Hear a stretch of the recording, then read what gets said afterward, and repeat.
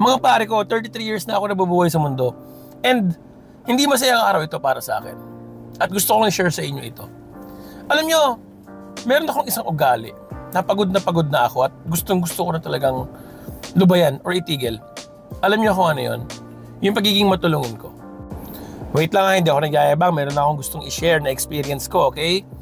Alam nyo ba mga pare ko, 80% ng mga tao tinulungan ko, ito ang ginawa sa akin.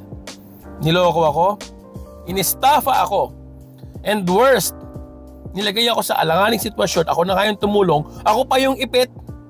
I will not go into details, no? Kasi ang haba nun, di ba?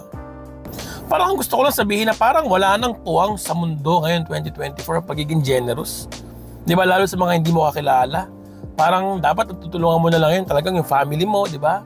Or sarili mo, di ba? Doon ka na lang mag-focus. Pero yung sa kapwa mo, kasi ang nangyayari ngayon, base sa karanasan ko, parang hindi mo alam kung sino yung totoo sa'yo, sino yung umaabuso sa'yo eh.